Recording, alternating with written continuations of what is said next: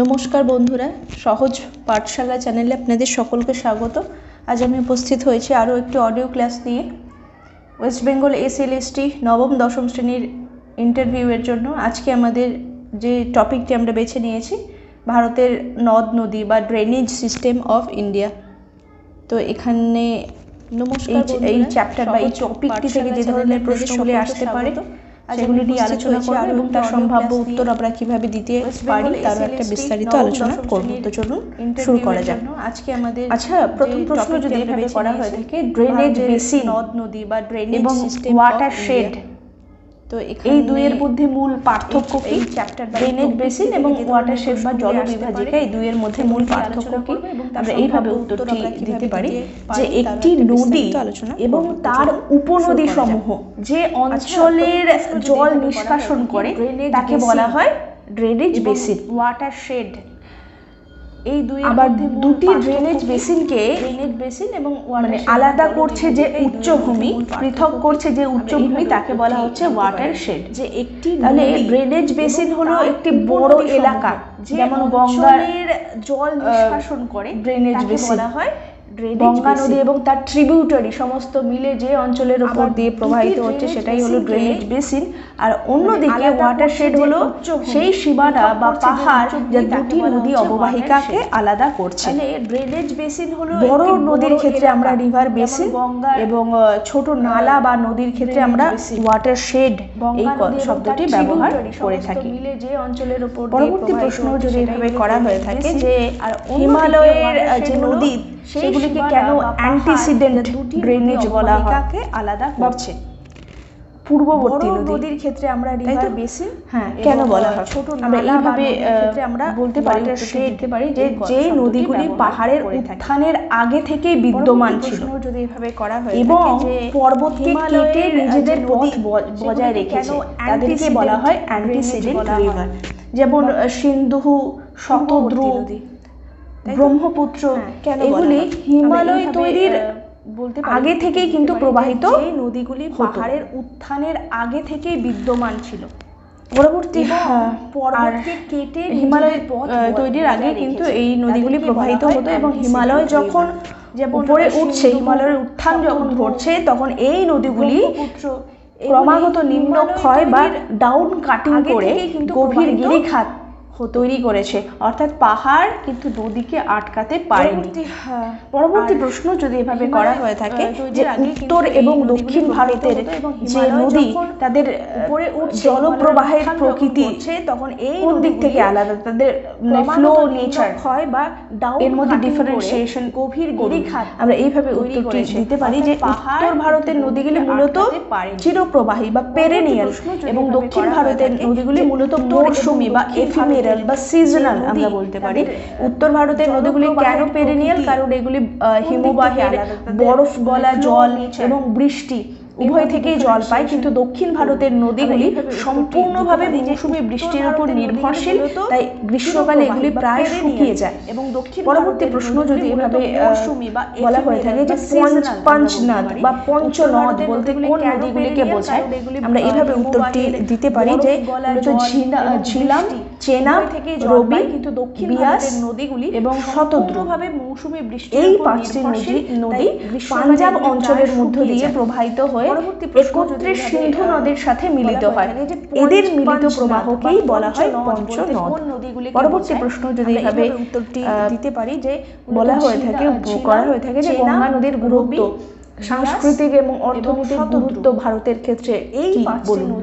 আমরা এইভাবে উত্তরটি দিতে পারি গঙ্গা ভারতের দীর্ঘতম নদী, এর দৈর্ঘ্য প্রায় 2525 কিলোমিটার এবং এর অববাহিকা দেশের প্রায় 25% অঞ্চল জুড়ে বিস্তৃত করা হয়ে থাকে। যে গঙ্গা নদীর পলিমাটি সমৃদ্ধ এই বিশাল সমভূমি ভারতের প্রধান কৃষি বলয় এবং খাদ্য ভাণ্ডার, পাশাপাশি ভারতের প্রাচীন সভ্যতা ও জনবসতি এই নদীকে কেন্দ্র করেই গড়ে উঠেছে, যা একে 25% অনন্য করে তুলেছে। পরবর্তী প্রশ্ন যদি এভাবে করা হয়ে থাকে, নমামি গঙ্গে এই প্রকল্পের মূল উদ্দেশ্য কি? আমরা এইভাবে উত্তরটি দিতে পারি, এটি একটি ফ্ল্যাগশিপ প্রোগ্রাম যা গঙ্গার দূষণ ও জনবসতি দূষণ নির্মূল করবে এবং তার পুনরুজ্জীবন এর জন্য শুরু হয়েছে। এর দুটি স্তম্ভ রয়েছে, প্রথমত বর্জ্য শোধন বা সেওয়ারেজ ট্রিটমেন্ট এবং তার সাথে সাথে জীববৈচিত্র্য বা বায়োডাইভার্সিটি রক্ষা। উদাহরণস্বরূপ আমরা বলতে পারি গঙ্গার যে ডলফিন, গ্যাঞ্জেস ডলফিন, তার সংরক্ষণ কিন্তু এই প্রকল্পের একটি গুরুত্বপূর্ণ অংশ। পরবর্তী প্রশ্ন যদি এভাবে করা হয়ে থাকে, ব্রহ্মপুত্র নদ তিব্বতে বর্জ্য শোধন সাংপো নামে পরিচিত এবং তার সাথে সাথে জীববৈচিত্র্য বা বায়োডাইভার্সিটি ভারতে এটি তিব্বতের তুলনায় যে ডলফিন অনেক বেশি বিধ্বংসী ব্রহ্মপুত্র নদ। এই প্রকল্পের আমরা এইভাবে উত্তরটি দিতে পারি, তিব্বতে ব্রহ্মপুত্র নদীটি কম পলি নিয়ে প্রবাহিত হয়, কিন্তু ভারতে এটি প্রবল বৃষ্টিপাত অঞ্চলে প্রবেশ করে। যেমন অরুণাচল এবং অসমের পর অসংখ্য নদী, অসংখ্য উপনদী কিন্তু এতে যুক্ত হয়। এর ফলে বিপুল জলরাশি এবং পাহাড় থেকে বয়ে আনা প্রচুর পলি নদীগর্ভকে অগভীর করে দেয়, ফলে প্রতি বছর অসমে কিন্তু ভয়াবহ বন্যা দেখা দেয়। পরবর্তী প্রশ্ন যদি এভাবে করা হয়ে থাকে যে নর্মদা এবং তাপি নদী বদ্বীপ তৈরি করে না, কিন্তু এস্টুয়ারি ফর্ম করে। এর কারণটা কি? আমরা এইভাবে উত্তরটি দিতে পারি যে এই নদীগুলি, নর্মদা, তাপি, এই নদীগুলি মূলত গ্রস্থ উপত্যকা বা রিফট ভ্যালি এর মধ্য দিয়ে প্রবাহিত হয় এবং এদের ঢাল খুব খাড়া হয়ে থাকে। শক্ত শিলাস্তর দিয়ে প্রবাহিত হওয়ায় এই নদীগুলি বেশি পলি বহন করতে পারে না। মোহনায় এর জলের বেগ এত বেশি থাকে যে পলি সঞ্চিত হওয়ার আগেই তা সমুদ্রে ভেসে যায়, তাই বদ্বীপের বদলে এখানে ফানেল আকৃতির এস্টুয়ারি তৈরি হয়। পরবর্তী প্রশ্ন যদি এভাবে করা হয়ে থাকে, রিভার ক্যাপচার বা নদী গ্রাস বলতে কি বোঝে? আমরা এইভাবে উত্তরটি দিতে পারি যে যখন একটি শক্তিশালী নদী থাকে তার পার্শ্ববর্তী অন্য একটি নদীর ঊর্ধ্ব প্রবাহকে নিজের দিকে ঘুরিয়ে নেয়। এটি মূলত হিমালয়ের পার্বত্য অঞ্চলে বেশি দেখা যায়। যেমন উদাহরণ হিসেবে আমরা বলতে পারি যে কোশি নদী তার ক্রমাগত পথ পরিবর্তনের মধ্যে দিয়ে, যে কোর্স শিফটিং যেটাকে আমরা বলছি, পরিবর্তনের ক্রমাগত তার পথ পরিবর্তনের মধ্য দিয়ে ছোট ছোট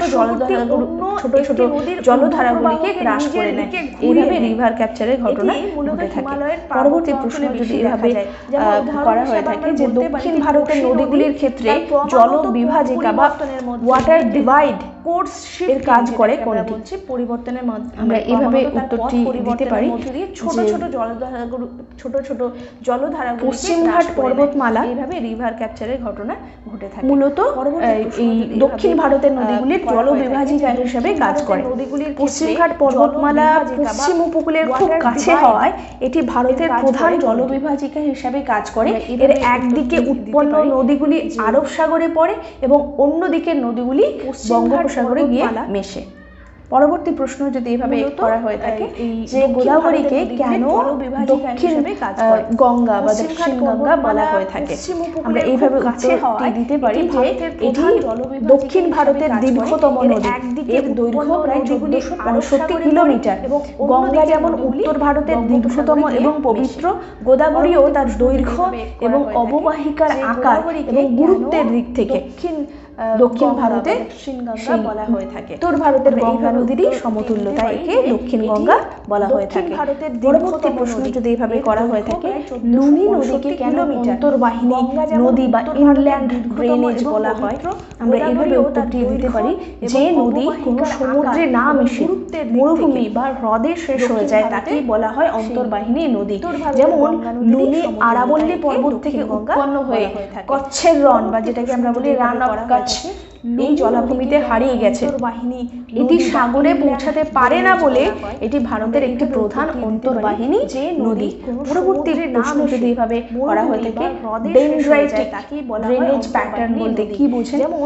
আমরা এভাবে উত্তরটি দিতে পারি, ডেনড্রাইটিক মূলত একটি গাছের ডালপালা শাখা প্রশাখার যেরকম সেই রকম একটি নদী বিন্যাস।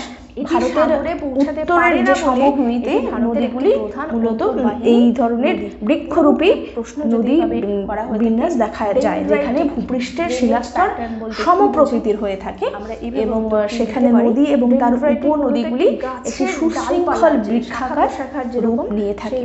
পরবর্তী প্রশ্ন যদি এইভাবে করা হয়ে থাকে যে কাবেরী নদী নিয়ে মূলত এই ধরনের মানে কোন কোন রাজ্যের মধ্যে মূলত বিতর্ক, যেটাকে আমরা বলছি ইন্টারস্টেট ডিসপিউট রিভারকে নিয়ে, তাই না?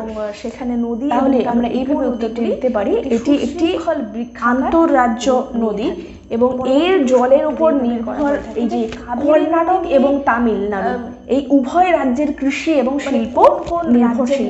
এই কাবেরীর ঊর্ধ্ব প্রবাহকে কর্ণাটক বাঁধ দিলে নিম্ন প্রবাহে, তাই তো, তামিলনাড়ুর চাষিরা ক্ষতিগ্রস্ত হয়। ফলে জলের সঠিক বন্টন নিয়ে একটি দীর্ঘকালীন কাবেরী ওয়াটার ডিসপিউট, এটি মূলত কর্ণাটক এবং তামিলনাড়ুর মধ্যে এই বিতর্ক রয়েছে। পরবর্তী প্রশ্ন যদি এভাবে বলা হয়ে থাকে যে অক্সবো লেক বা অশ্বক্ষুরাকৃতি হ্রদ কিভাবে তৈরি হয়, আমরা এইভাবে উত্তরটি দিতে পারি যে নদীর বার্ধক্য অবস্থায় বা সমভূমি প্রবাহে যখন দীর্ঘকালীন কাবেরী নদীর বার্ধক্য অবস্থায় বা সমভূমি প্রবাহে মিয়ান্ডার এই বিতর্ক রয়েছে, যেটাকে বলছে নদী বাঁক, হ্যাঁ, সেখান থেকে বিচ্ছিন্ন হয়ে কিন্তু এই অশ্বক্ষুরাকৃতির হ্রদগুলি তৈরি হয়। নদী যখন খুব এঁকে বেঁকে চলে তখন পলি জমে নদীর এই বাঁকটি মূল নদী থেকে আলাদা হয়ে যায়। পশ্চিমবঙ্গের গঙ্গার পাশে এরকম অসংখ্য বিল বা হ্রদ দেখা দিয়ে থাকে। পরবর্তী প্রশ্ন যদি এভাবে করা হয়ে থাকে যে পূর্ববাহিনী নদীগুলি কেন বিশাল বদ্বীপ গঠন করে, আমরা এইভাবে উত্তরটি দিতে পারি যে মহানদী গোদাবরী, কৃষ্ণা, কাবেরী এই নদীগুলি দীর্ঘ পথ অতিক্রম করে বঙ্গোপসাগরে মেশে। এই নদীগুলি শান্তভাবে প্রবাহিত হয় এবং এদের মোহনায় অগভীর মহিষোপান থাকায় পলি সঞ্চয়ের একটি আদর্শ পরিবেশ তৈরি হয়, তাই পূর্ব উপকূলে উর্বর বদ্বীপ দেখা যায়। যে পরবর্তী প্রশ্ন যদি এভাবে করা হয়ে থাকে ব্যাডল্যান্ড টোপোগ্রাফি এটি কি, আমরা এইভাবে উত্তরটি দিতে পারি এটি একটি ক্ষয়প্রাপ্ত ভূমির মোহনায় যা খাত দ্বারা গঠিত, যেটা গালি ইরোশন সঞ্চয়ের একটি ফলে কিন্তু এই ব্যাডল্যান্ড টোপোগ্রাফি তৈরি হয়। চম্বল নদী তার অববাহিকা অঞ্চলে মাটির গভীরে ক্ষয় করে অসংখ্য গিরিখাত বা র্যাভাইন তৈরি করেছে, যা কিন্তু চাষবাসের অযোগ্য এবং এই অঞ্চলকে বলা হয়ে থাকে ব্যাডল্যান্ড টোপোগ্রাফি।